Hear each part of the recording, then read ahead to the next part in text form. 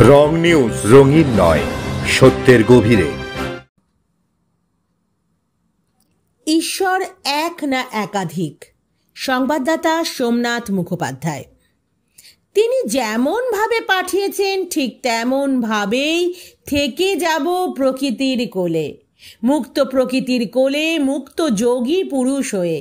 আর আকাশ বৃত্তি হবে জীবন ধারণের একমাত্র উপায়। তাই তো তিনি থাকতেন সম্পূর্ণ নিরাবরণ অবস্থায়। পরনে এক টুকরো সুতোও থাকত না। দীর্ঘকায় মহাযোগীর কণ্ঠে শোভা পেত দীর্ঘ রুদ্রাক্ষের মালা। রোদ ঝড় বৃষ্টিতে অবিচল তিনি।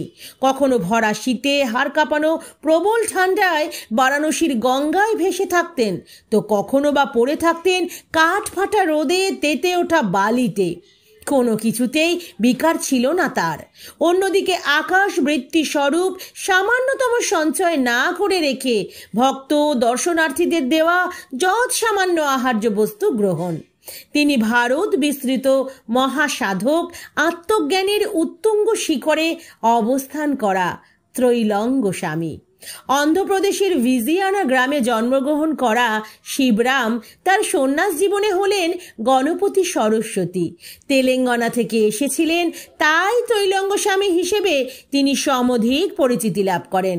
52 বছর বয়সে গৃহত্যাগ করে প্রায় 84 বছর বয়সে সাধনায় সিদ্ধি লাভের পর গুরুর নির্দেশে হিমালয় থেকে সমতল ভূমিতে নেমে আসেন ত্রৈলঙ্গ স্বামী। তখন তার প্রায় 110 বছর বয়স।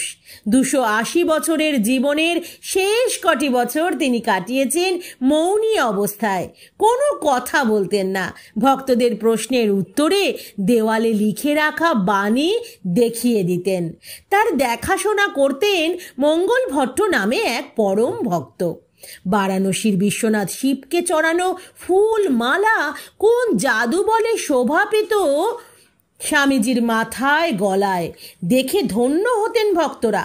তাকে কাশীক্ষেত্রের চলমান শিব হিসেবে অভিহিত করেছেন অসংখ্য ভক্ত। এহেন চলমান শিবকে দর্শন করতে বারাণসীতে আসেন ঠাকুর রামকৃষ্ণদেব, সঙ্গে রানী রাসমণির জামাই মথুরা মোহন বিশ্বাস, সকলের প্রিয় সেজবাবু।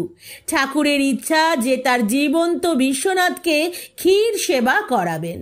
সেই মতো নিজ হাতে দুধ মেরে ক্ষীর তৈরি করে মথুরবাবুকে সঙ্গে করে স্বামীজির কাছে পৌঁছালেন ঠাকুর রামকৃষ্ণদেব। দেখা হলো দুই মহাযোগীর, মিললেন দুই যুগপুরুষ। আলতো ছোঁয়ায় মাথা নোয়ালেন আধ্যাত্মিক জগতের দুই মহিরুহ। কোনো কথা হলো না দুজনের, আবার হলো। ত্রৈলঙ্গ স্বামীকে প্রশ্ন করলেন ঠাকুর। স্বামীজির দিকে একবার একটি, পরে দুটি আঙুল তুলে ইঙ্গিত করেন রামকৃষ্ণ। উত্তরে একটি আঙুল তুলে ধরেন ত্রৈলঙ্গ স্বামী। অর্থাৎ কিনা ঈশ্বর এক না একাধিক? উত্তর এক। জাগতিকভাবে তিনি বহু, সমাধিতে সব এক। উত্তর পেয়ে খুশিতে ডগমগ হয়ে রামকৃষ্ণদেব বলেন, এখানে লীলা দেখে যাওয়া হলো, আবার সেখানে দেখা হবে। হাসি মুখে সম্মতি জানালেন ত্রৈলঙ্গ স্বামী। তাই তো তেতুলার আলো হাওয়ায় যার বাস, তিনি একতলার অন্ধকার স্যাঁতস্যাঁতে ঘরে আর কতদিন থাকবেন? অসীম আকাশ মিলল দিক চক্রবালে, মিশে যাওয়া অতলান্ত মহাসমুদ্রে। ঠিক যেমন জীবাত্মা মিলে যায় পরমাত্মায়, সেই মিলন দেখে আনন্দ সাগরে ভাসা যায়, কিন্তু তাদের মধ্যে তুলনা চলে না।